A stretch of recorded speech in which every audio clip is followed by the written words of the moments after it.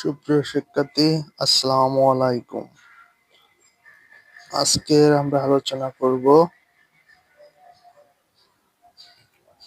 past continuous tense and past perfect continuous tense বোঝার উপায়, কৌশল বা পার্থক্য। মোট কথায় past continuous tense এবং past perfect continuous tense, past continuous tense এবং past perfect continuous tense দ্বারা মূলত চেনার উপায় অতীতে কাজটি চলমান ছিল বা চলছিল এরকম বোঝাবে। এটাও পাস্ট পারফেক্ট কন্টিনিউয়াস টেন্স বাংলায় চেনার উপায় অতীতে কাজটি কি চলছিল বা চলমান ছিল। দেখো, পাস্ট কন্টিনিউয়াস টেন্স আর পাস্ট পারফেক্ট কন্টিনিউয়াস টেন্স এখানে কিন্তু চেনার উপায় একই, সেম। ঠিক আছে, চেনার উপায় হচ্ছে সেম। এখানেও অতীতে কাজটি চলমান ছিল, এখানেও অতীতে কাজটি চলছিল বা চলমান ছিল, একই বোঝাবে। কিন্তু পাস্ট কন্টিনিউয়াস টেন্স এখানে সময়ের উল্লেখ থাকবে না। দেখো, এখানে কোনো সময়ের উল্লেখ নেই। কিন্তু পাস্ট পারফেক্ট কন্টিনিউয়াস টেন্স এখানে সময়ের একটা উল্লেখ থাকবে। দেখো, সময়। এটাই হচ্ছে এই দুটোর মধ্যে পার্থক্য। অর্থাৎ পাস্ট কন্টিনিউয়াস টেন্স দ্বারা কাজটি চলমান ছিল বোঝাবে, পাস্ট পারফেক্ট কন্টিনিউয়াস টেন্স দ্বারাও কাজটি চলমান বোঝাবে। কিন্তু এখানে পাস্ট পারফেক্ট কন্টিনিউয়াস টেন্স এ একটা অতিরিক্ত সময় থাকবে। শুধু এটুকুই পার্থক্য এই দুটির মধ্যে। আবার এটা মনে রাখতে পারো কিভাবে, যে সময় থাকবে, একটা অতিরিক্ত সময়ের উল্লেখ থাকবে। অতিরিক্ত একটা সময়ের উল্লেখ থাকবে পাস্ট পারফেক্ট কন্টিনিউয়াস টেন্সে। আর পাস্ট কন্টিনিউয়াস টেন্সে কোনো সময়ের উল্লেখ থাকবে না, শুধু কাজটি চলমান বোঝাবে। আর এখানেও কাজটি চলমান বোঝাবে, কিন্তু একটা অতিরিক্ত সময় থাকবে। এই হচ্ছে এদের মূল পার্থক্য বা বোঝার উপায়। দুই কন্টিনিউয়াস পাস্ট কন্টিনিউয়াস টেন্স এবং পাস্ট পারফেক্ট কন্টিনিউয়াস টেন্স এর বোঝার মূল পার্থক্য। এখন আমরা এটাকে বাংলা বাক্যর ক্রিয়া দ্বারা কিভাবে আমরা এটা বুঝবো। আচ্ছা, এই যে সময়, অতিরিক্ত একটা সময় থাকবে, দুটো দ্বারাই কাজটি চলমান বোঝাবে। কিন্তু একটা সময় থাকবে আর একটা সময় থাকবে না। সময়টা উল্লেখ থাকবে কার? পাস্ট পারফেক্ট কন্টিনিউয়াস টেন্সে। আর পাস্ট কন্টিনিউয়াস টেন্সে সময়ের উল্লেখ থাকবে না। এখন এটা আমরা আরো অন্যভাবে মনে রাখতে পারি। সেটা হচ্ছে পাস্ট কন্টিনিউয়াস, সেটা আমরা এইভাবে মনে রাখতে পারি। হ্যাঁ, পাস্ট কন্টিনিউয়াস টেন্স আর পাস্ট পারফেক্ট কন্টিনিউয়াস টেন্স। দেখো কোনটাই সাইজে বড়। পাস্ট কন্টিনিউয়াস টেন্স তিনটে ওয়ার্ড, এক দুই তিনটে ওয়ার্ড।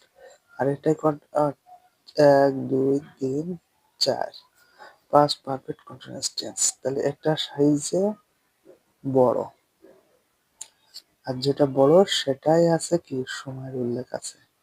আর এটা হচ্ছে এক দুই তিনটে ওয়ার্ড, এটা সাইজে ছোট, এখানে কোনো সময়ের উল্লেখ নাই।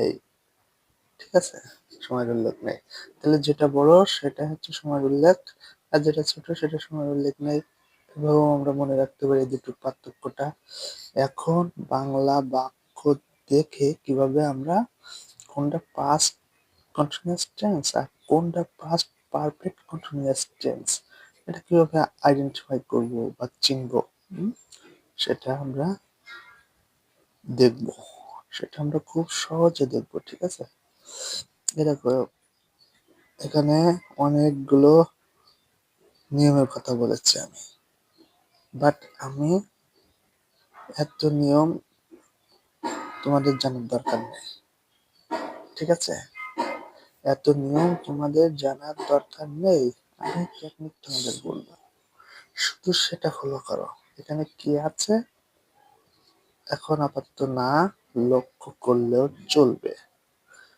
বিশেষ করে যারা দুর্বল স্টুডেন্ট আছো, যাদের বুঝতে কঠিন লাগে টেন্সটা, তাদের জন্য এগুলো আপাতত এখন ফলো করার দরকার নাই। যদি কোনো কারোর প্রয়োজন পড়ে আমি নেক্সট বা অন্য কোনো ভিডিওতে ব্যাখ্যা করার চেষ্টা করব। এখন তোমাদের একটা সুপার টেকনিক প্লিজ কেউ স্কিপ করবেন না, ভিডিওটি শেষ পর্যন্ত দেখুন।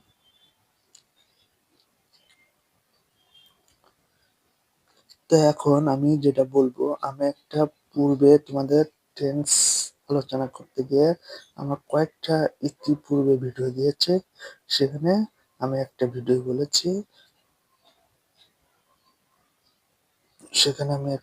তোমাদের বলেছি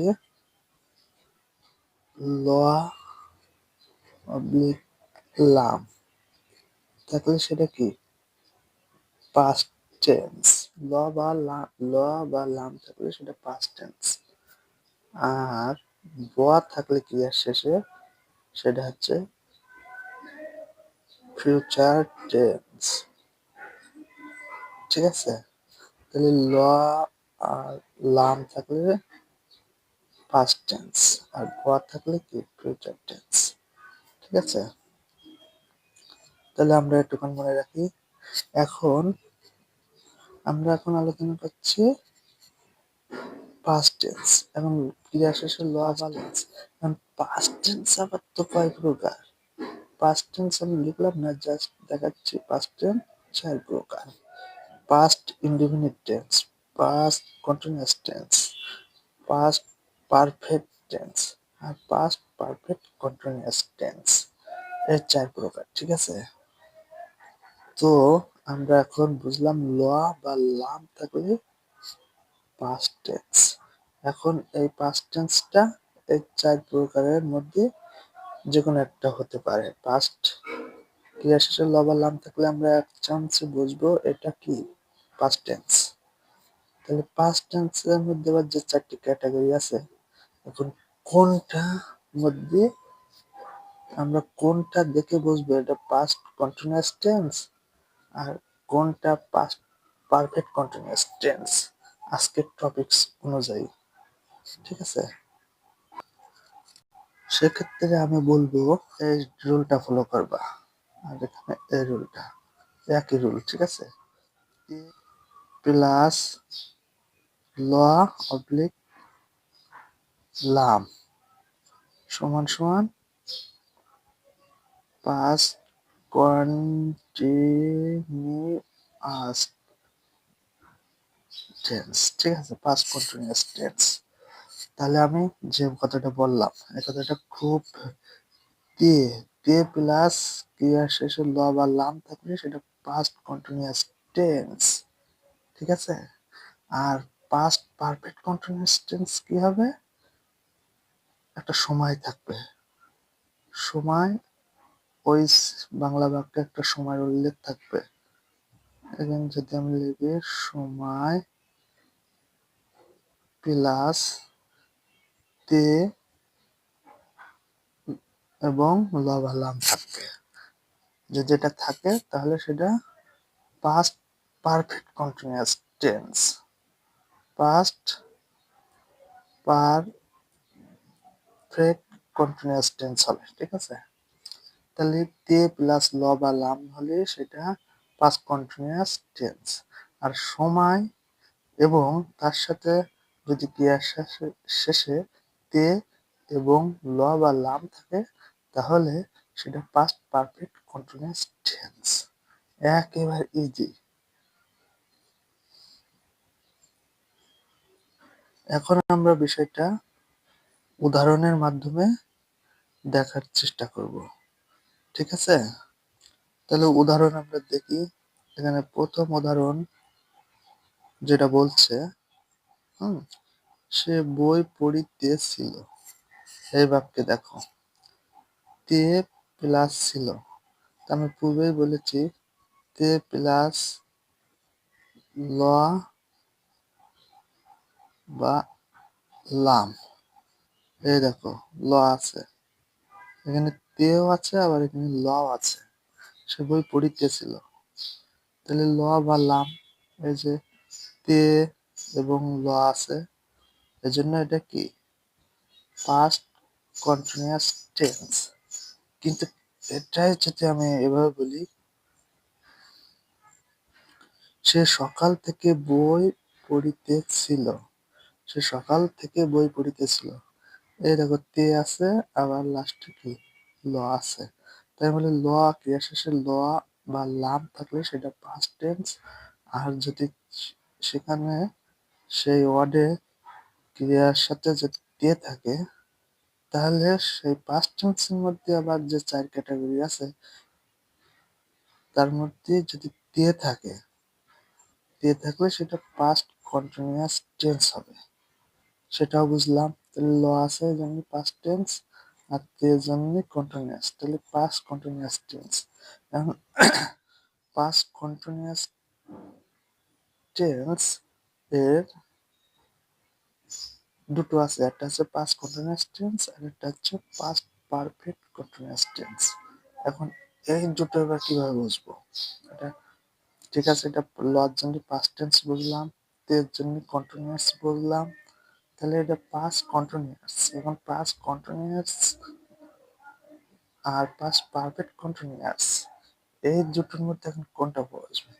এই দেখো সকাল থেকে, সকাল থেকে আমি বলেছি একটা সময় থাকবে, তাহলে সময় থাকলে সেটা কি পাস্ট পারফেক্ট কন্টিনিউয়াস টেন্স, তাহলে এটা পাস্ট পারফেক্ট কন্টিনিউয়াস টেন্স।